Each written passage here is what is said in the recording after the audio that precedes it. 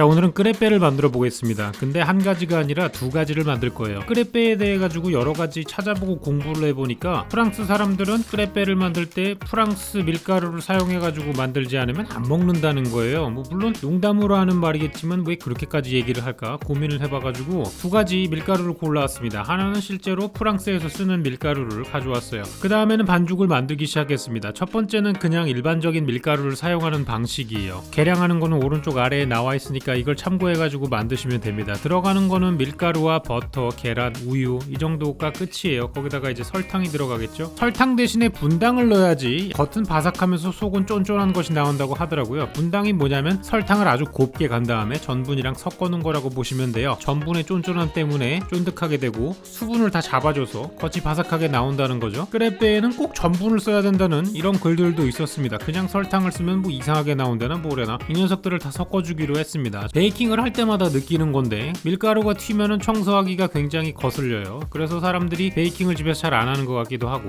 여기다가 순서대로 버터 같은 거를 넣어주도록 하겠습니다. 다 넣어서 섞어줘도 될 것 같은데 베이킹은 꼭 반씩 넣으라고 나오는 이런 말들이 있더라고요. 뭔가 정확한 이유는 가르쳐주지 않고 맨날 그렇게 시키기만 해가지고 좀 애매하긴 한데 어쨌든 시키는 대로 했습니다. 근데 뭔가 자꾸 걸리적거리는 게 있는 거예요. 좀 전에 녹였던 버터가 차가운 우유랑 섞이면서 결정이 됐더라고요. 그래서 그냥 힘으로 갈아버렸습니다. 저항하는 세력들이 생겨가지고 물리력을 행사해가지고 다 갈아버리는 참혹한 현장이라고 보실 수 있고요. 싹 한번 갈아주니까 반죽이 전체적으로 매끈하게 나오는 게 보이시죠? 확실히 갈렸나 안 갈렸나 걸러봤습니다. 보시다시피 걸리는 게 하나도 없어요. 그러니까 뭔가가 걸리적거릴 때는 물리력을 행사해가지고 갈아버리면 된다 라는 교훈을 얻게 되었습니다. 그리고 이 녀석은 프랑스에서 온 밀가루랍니다. 근데 포장이 왜 이렇게 한국어로 써있냐 라고 생각하실지 모르겠지만 이거는 T65라는 프랑스 밀가루인데요. 얘가 한국에 수입될 때 20kg 포대로만 수입이 된다 그러더라고요. 근데 제가 크레페 몇 개 하려고 20kg 포대를 살 수는 없잖아요. 그런 사람들이 많아서 저 같은 사람들을 위해 1kg로 이렇게 소분해 주는 데가 있더라고요. 그런 데서 구입을 했고요. 프랑스 우유를 가져오라 그래서 저는 프랑스 우유가 없으니까 이 프랑스의 생물학자인 파스테르가 만든 우유를 대충 뭐 그런 거 아시겠죠. 더 얘기하면 브랜드 광고 같으니까 하여간 그 녀석을 가져왔고 재료를 다 똑같이 섞어준 다음에 이번엔 그냥 물리력을 행사해서 초반부터 갈아버렸습니다. 얼마나 편해요.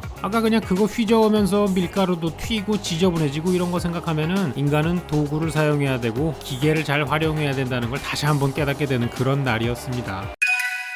자, 이제 한번 구워봅시다. 근데 굽는 법을 또 찾아보니까 처음에 버터를 한번 둘러주고 이걸 팬에 먹인 다음에 또 훔쳐내야 된다는 거예요. 여러가지 방법이 굉장히 까다롭죠. 이래서 그냥 베이킹은 집에서 안하고 사먹나 봅니다. 그리고 이 망치 비슷한 걸 가져와가지고 이렇게 돌려주면은 이쁘게 나온다고 했는데 찢어졌죠. 그러니까 익숙치 않으면 돌리고 자시고 보고 잘 안돼요. 처음에는 망했습니다. 그만 좀 휘저 임마. 괜히 팬에다가 승질을 내는 장면인데요. 구워지는 것도 보니까 잘 안 구워졌어요. 일단 먹어는 봤습니다. 맛은 괜찮더라고요. 그래서 제가 생각한 게 뭐냐면 온도를 맞춰야겠다. 또 이제 인터넷을 잔뜩 찾아봤죠. 크레페가 구워지기 가장 적당한 온도는 205도라는 거예요. 그래서 205도를 맞춰주기로 했습니다. 또 시키는 대로 다 해준 다음에 뭐라고 난동을 부려야 그래도 명분이 생기겠죠. 그래서 205도를 맞춘 다음에 크레페 굽는 법을 몇 번 보고 돌려봤더니까 아까보단 좀 나아졌죠. 가급적이면 익숙한 도구를 사용하는 게 좋을 것 같아가지고 뒤집개를 가져와 봤습니다. 뒤집어 주니까 이런 녀석이 나왔어요. 뭔가 색깔이 잘 안 나요. 이거는 참고로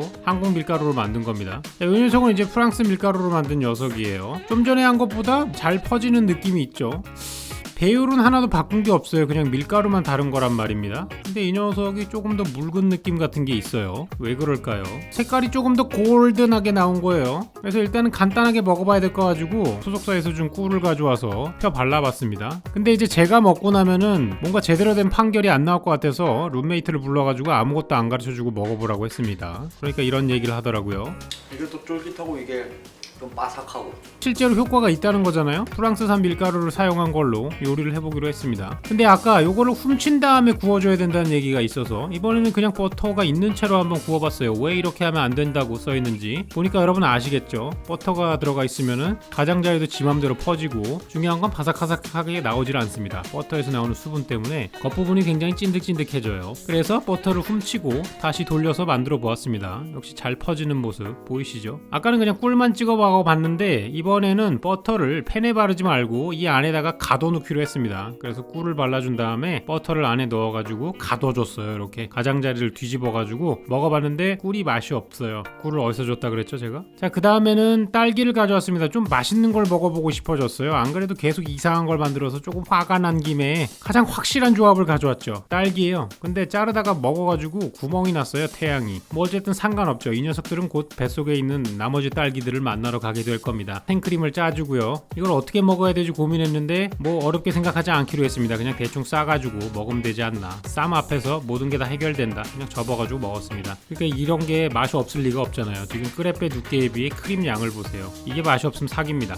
바나나와 누텔라를 가져왔어요. 누텔라는 뚜껑이 하얗지만 속이 까맣고 바나나는 껍질이 까맣지만 속이 하얗습니다. 중간에 어찌된 이야기냐고요? 저걸 펼치는데 조금 어려운 일이 생겨가지고 생략을 했고요. 뒤집어 보니까 탔어요. 그래서 이 녀석도 편집을 해야 될 것 같습니다. 물리적 편집. 이게 왜 이렇게 탔지 해가지고 온도를 재보니까 260도가 넘어가는 거예요. 바나나를 자르느라고 제가 시간을 너무 보냈나 봅니다. 그래서 갑분싸 찬물 샤워를 좀 해준 다음에 가져오니까 또 온도가 낮아졌어요. 얼마나 귀찮습니까? 온도가 다시 올라가는 길에 바나나를 잘라주고 또 다시 펼쳐줬어요. 꼬라지를 보니까 온도가 적당히 아직 안 올라간 것 같아요. 그러니까 집에서 이런 거를 하는 바에야 그냥 나가서 편의점에 있는 걸 사 먹는 게 좋겠다는 생각이 가끔씩 들어요. 진짜 디저트는 할 게 못 됩니다. 집에서 디저트 하시는 분들은 대단하신 분들이다. 이렇게 초콜릿을 발라가지고 바나나를 위에다가 얹어서 먹었습니다. 당을 어떻게든 채워야 된다는 생각밖에 머릿속에 없었어요. 안 그러면 더 이상 촬영을 못 할 것 같았거든요. 근데 단 걸 먹고 나니까 머리가 갑자기 싱싱 돌아가는 거예요. 그래서 이런 식으로 접어서 먹으면 되게 편하고 맛있게 먹을 수 있겠다라고 생각을 했죠.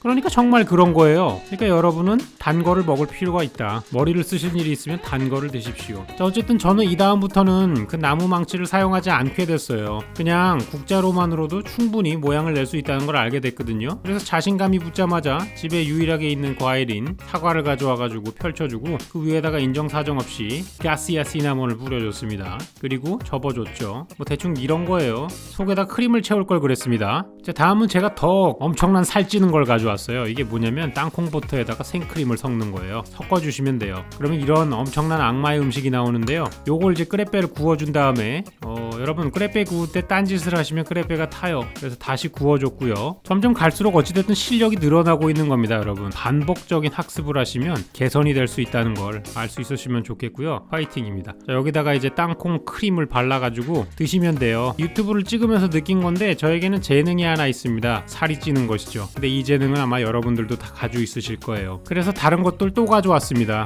계란과 햄이죠. 크레페 반죽을 펼쳐준 다음에 계란과 햄을 넣어주는 거예요. 계란을 인정사정 없이 찢어주신 다음에 햄 감옥에 가뒀어요. 그리고 이걸 다시 크레페 감옥에 가두는 것이죠. 저는 그래도 완숙이 좋아서 뒤집어줬는데 계란이 깨졌어요. 그러면서 제 이성도 끊어진 것 같습니다. 어쨌든 저는 햄 계란을 매우 좋아합니다. 여러분도 뭐 햄 계란으로 드실지 안 드실지 모르겠지만 그냥 밖에 있는 거 사드셔도 좋을 것 같고요. 소세지가 덩그러니 하나 남아 있었습니다. 그래서 이 녀석을 또 가져와서 소세지 혼자 먹긴 좀 그렇잖아요. 크레페를 구워준 다음에 치즈를 넣고 소세지를 넣어줬습니다. 이게 진정한 핫도그가 아닐까라는 생각이 들었어요. 제가 지난주에 한 게 다 뭔가 하는 생각이 들었고 중요한 건 이건 기름이 안 튀더라고요. 잘게 잘라가지고 단면은 이렇습니다. 이게 맛이 없을 리가 없죠. 근데 맛이 없었어요. 왜냐면 제가 소세지를 데우질 못했거든요. 여러분은 꼭 소세지를 데우세요. 자, 마지막으로 크레페 반죽이 마지막 하나만 남았습니다. 크레페의 모든 정성을 다해봤어요. 확실히 8장 구워보니까 실력이 좀 늘었더라고요. 그러니까 800장씩 구우시면 더 좋지 않을까요? 자, 그리고 그 녀석을 가져왔습니다. 맞아요. 이대로 끝나긴 그렇기 때문에 최대한 어그로를 끌어보자. 이 시퍼런 걸 가져왔지 뭐예요. 여러분이 좋아하시는 바로 그거예요. 뭐 싫어하시는 분들이 있으시겠지만 그러라고 이제 제일 마지막에 갖다 놨어요. 드디어 최종 보스가 나왔습니다. 이 시퍼런 녀석을 적당히 치덕치덕 발라주세요. 저 끈끈한 거 보세요. 정말 치약과 비슷한 질감이 아닐 수가 없습니다. 어쨌든 외관이 별로기 때문에 빨리 숨겨주도록 합시다. 근데 지금 겉부분이 거꾸로 뒤집어서 했어야 영롱한 모습이 바깥으로 나오는데 비주얼이 별로예요. 그래서 내면을 보자. 내면도 별로예요. 그래서 맛을 보자. 맛이 별로예요. 제가 뭐 민트 음식에 대해서 생각을 해본 건데 확실히 민트 초코 같은 거는 차게 먹어야 돼요. 따뜻하게 먹는 순간 다시 건널 수 없는 강을 건넌 그런 느낌이거든요. 어찌됐든 간에 오늘의 실험 목적이었던 밀가루가 바뀌면 크레페 맛이 바뀌냐? 첫 번째는 바뀌어요. 그러니까 엄청난 크레페를 드시고 싶으신 분들은 그런 수입산 밀가루를 사용해 보시는 것도 좋을 것 같고요. 그냥 꿀을 찍어 먹는 게 가장 맛있었습니다. 오늘도 긴 영상 시청해 주셔서 감사하고요. 저는 다음 시간에 김밥 영상으로 다시 찾아오도록 하겠습니다.